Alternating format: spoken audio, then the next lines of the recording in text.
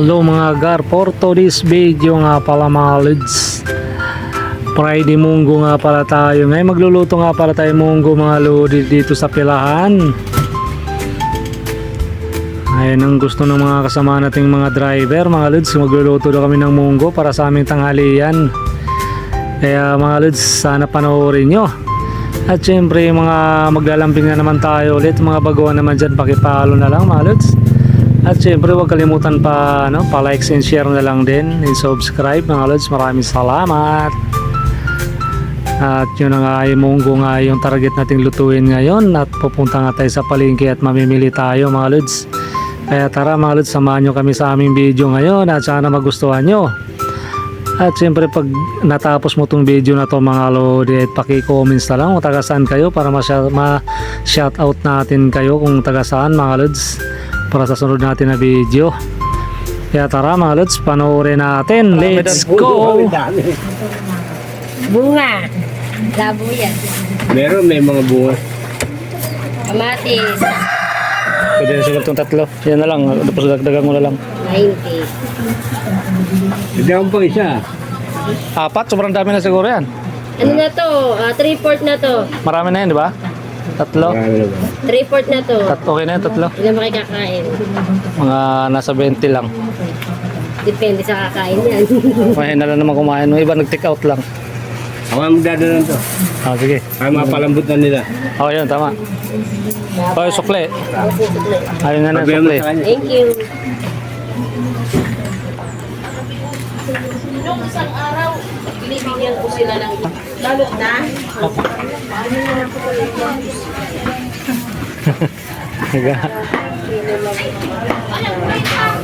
Karne dito. Wala pa sila, no? Mamaya. Yan yung yung kagapitan. Ano yun? Ano yan? Yung patang inagtsak siya. Pwede ba tingin te? Kung saok sa munggo.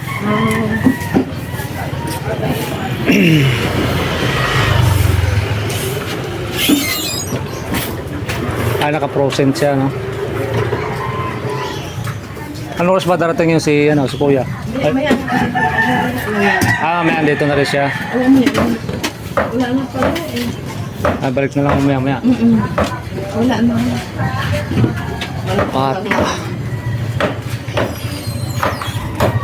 Ano tinda ng dito? Tinapa. Kalapis. Ito ang tinapa mo, te? 55 po kuya. 55.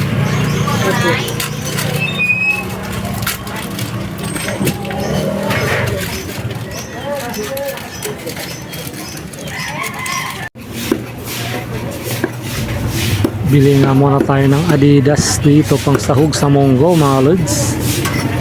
Yan nga, tinatadtad na nga ni ate. 210 nga pala bili natin sa Adidas. At yun nga mga lods, dito sa kabilang side, dito kay Lakusa, bumili nga muna tayo rito ng mga pang sahog ingredients, mga kung anong pwedeng dyan, pang sahog.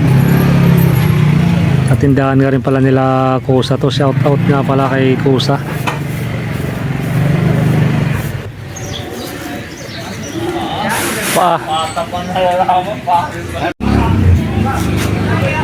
Tara mga lods, asikaso na tayo para makapagluto na.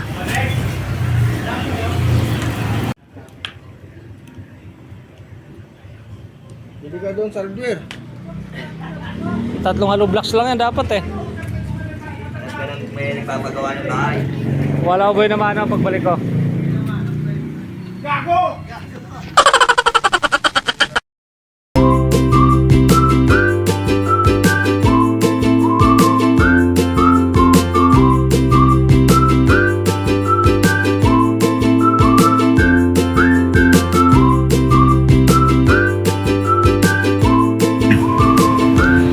At yun na nga mga lods, nagbumili nga pala muna tayo ng mineral water saka yelo mga lodi. At ilalagay nga natin dito sa Coleman. Meron nga pala kaming Coleman dito na malaki na kulay blue mga lods. Tinugasan ko nga muna. Tinapon ko yung dating tubig, baka marumi yun. yun nga, lalagyan ko na nga ng yelo mga lods at 6 na pirasong yelong buo nga pala binili natin. Para sulit yung lamig, kaya masarap din talaga pag malamig yung ano, tubig na inumin natin, lalo ngayon medyo mainit ng panahon. At lalagyan nga natin ng mineral water yan mga lods. Pagkatapos ko nga mga lodi maglagay ng mineral at lumipat na ako rito sa kabilang side at ayun na nga maggayak-gayak na nga tayo rito ng mga ano para sa pagluluto. Giwa-hiwa tayo rito. Kaya tara mga lods, let's go! Tigas pa naman yung ano. Tigas. May kilay kang ako dyan.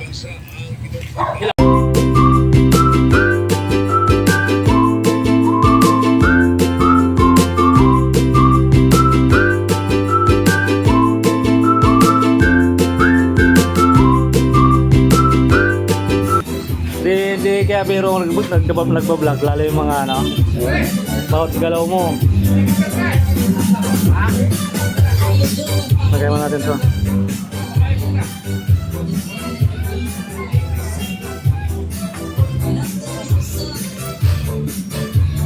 Jere.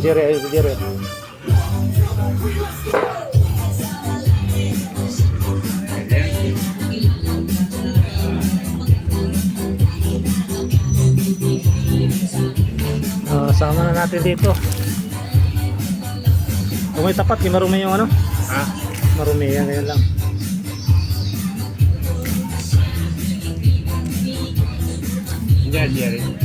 Diyan.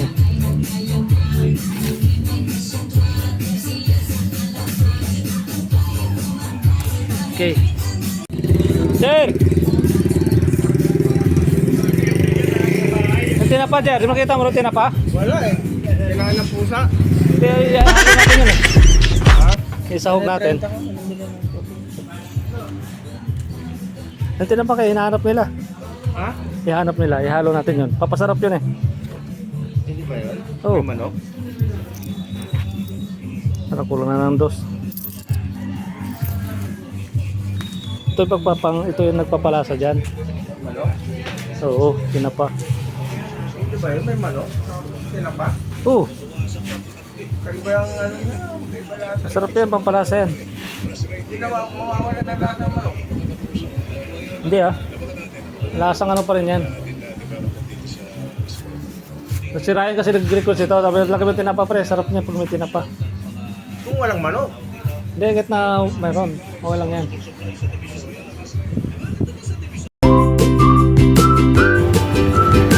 At yun na nga mga gar. Okay, naghiwa-hiwa na nga rito ng mga sibuyas, mga pang sahog-sahog mga lods. Sibulagay nga parati ng sibuyas bawang. Nalagyan din natin ng siling labuyo to mga lods. At iniwa-hiwa ko na rin mga dami nga pala akong biniling ano rito pang sahog. Bumili nga rin pala tayo ng kalabasa. Sarap din itong munggo mga lods pag may kalabasa. Tapos may dahon, kumuha rin kami dito ng dahon ng malunggay. Marami may tanim pala kami ditong ampalaya mga lods at hinarbis na nga rin namin yung mga bunga. Kahit maliliit lang, pati dahon sinama na namin mga lods. Kasi masarap din talaga sa munggo yung ano, dahon ng ampalaya, tapos meron sa mga bunga na hindi namang kalakihan. Napakasarap yan mga lodi mamaya pagka nagsikain kami rito mamaya sigurado. Tamang iwa-iwa nga muna tayo rito mga lods. Napakasarap din talaga magluto pagka yung marami kayong kakain at tapos pag natutuwa sila na na masarap yung pagkaluto at sigurado talaga. At lumabas nga muna ako rito sa may sa may pilahan namin kasi may mga pasero na rin pala dito mga nag-aabang mga lodi. At yun na nga mga lods, binalikan ko nga muna rito yung yung munggo kasi tinignan ko yung malambot na.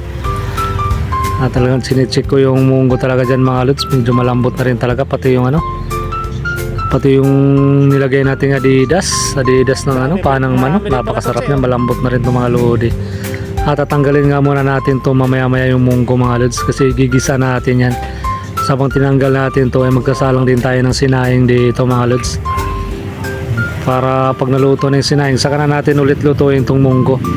Maganda kasi pag naluto mo na yung mga lods, yung sinahing ang kasunod ng ulam para mainit talaga yung ulam. Bili, kano ba yan? 5 piso? Utyo, paano kami kung pwede mong PC? Wala kami puto.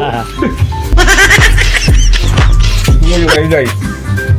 Yung silang. Pag na yun, ano lang, gagamitin lang namin doon eh. Mukhang may ihawin na naman kayo ah. Ano lang, munggo. 8. Ano naman samahan nyo no? So, Okay lang yan. pwede na yan. Long PC yan eh. May utyo, yung ako para tutuwa ko pa paano. Tama ba? O kulang? Ano lang? So, daragdagan. Ha? Walang utyo.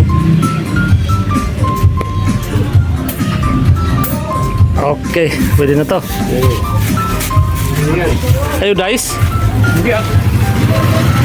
Baka tawas to.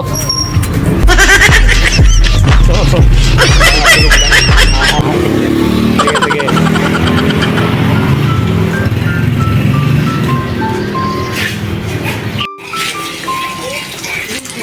Nagpalit lang ako.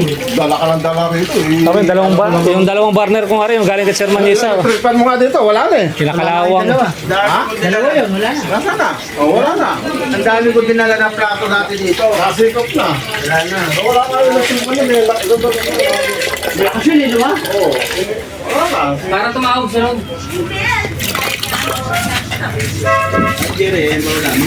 Saing muna tayo, saing. Diyan ka na lang. Diyan ka na lang. Diyan ka na lang. 3 kilong bigas. Natutungtong dito sa grupo namin. Kabila ka ng malaman, di ba? Kakain ako dyan, siyempre. Dito ako nakaparking eh. Kapag nanalo ako, bawal na parking dito ng membro. Nanalo ako. Parking ka dyan, may bayad. Bayad tayo ng pilahan. Ano, kinabang. Amo mo nga na istorong hindi.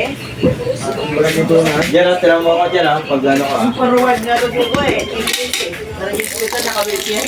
Pag ba na kanya ako.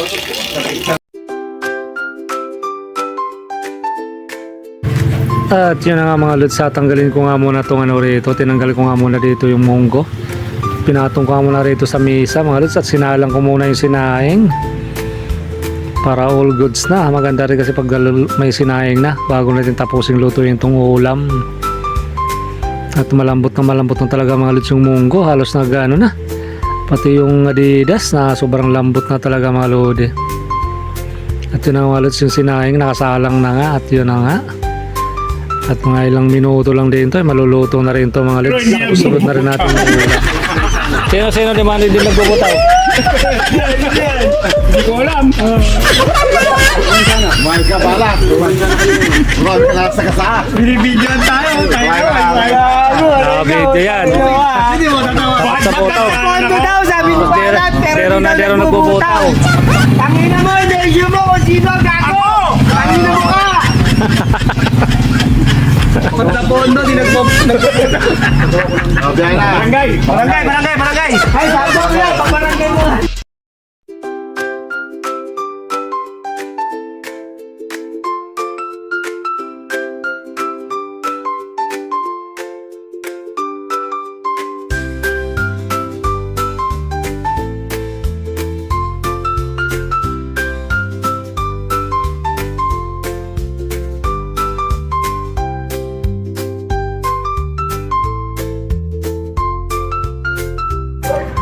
At yun na nga mga lods, binalikan ko nga pala rito yung sinaing at inayos-ayos ko nga rito yung panggatong. At mamaya lang kung maluluto rin to na mga lods. At yun na nga, napakarami nga pala namin panggatong rito. Kasi may mga bahay-bahay nga pala rito mga lods pag mayroong mga nagtapon ng mga ano, ng mga kahoy-kahoy na mga hindi na nila ginagamit at kinukuha namin para ini-stock namin dito sa pilahan. Para pag nagluluto ay mayroong magagamit at nakatambak nga rito yung mga ano mga lods. Medyo mga pabulok na nakahoy at maganda rin panggatong talaga itong mga to. Para dito maubusan na panggatong mga lods. At nakakuha na nga tayo dyan ng, ng medyo tuyong-tuyo na. Para pag sinalang natin mamaya yung munggo at okay na, talagang malakas na malakas yung apoy mga lods.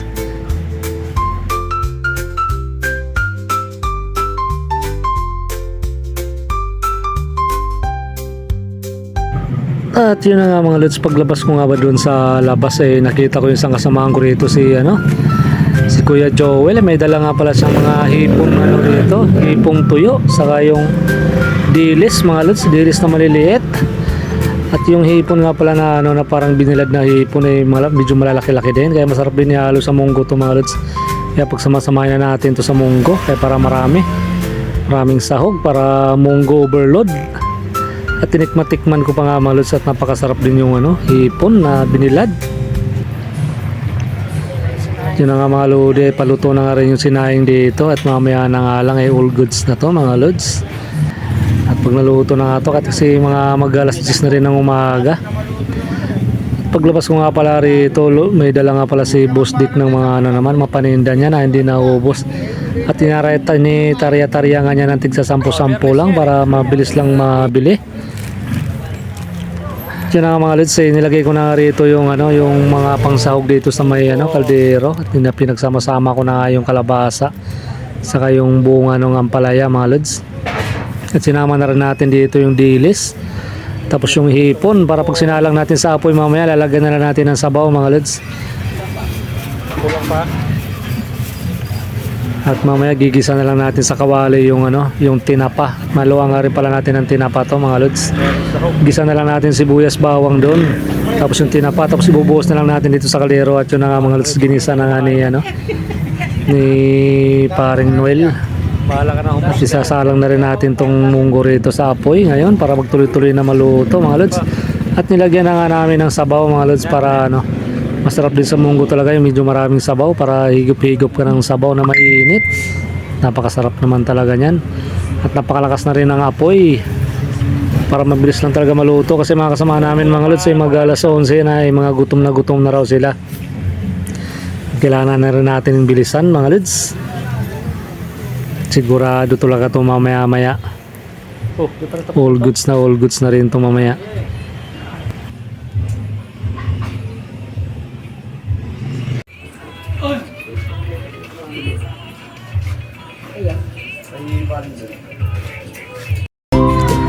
At yun na nga mga lods, nabiyahe nga pala ako kanina kasi paring Noel nga pala nagtapos magluto. At pagbalik ko na ngayon, tapos na nga pala silang kumain kasi medyo malilayo din pala ihatid ko na pasahero. At pagbalik ko na nga tayo kumain naman mga lodi. Tara mga lods, kain po tayo. Thank you Lord sa blessing na naman. At siyempre mga lods, kung kayo sa dulo ng video, paki-likes and share na lang din. At paki-comments na lang mga lods kung taga saan kayo para i-shoutout natin kayo sa sunod nating video mga lods. Kaya maraming salamat. At hanggang dito na lang pala mga lods yung video natin, hindi natin masyado pahabain. Maraming salamat nga pala sa inyong lahat sa walang sawang pagsuporta sa mga videos natin mga lods. God bless you all nga sa inyong lahat. Mabuhay kayo hanggat gusto nyo. Bye bye mga lodi.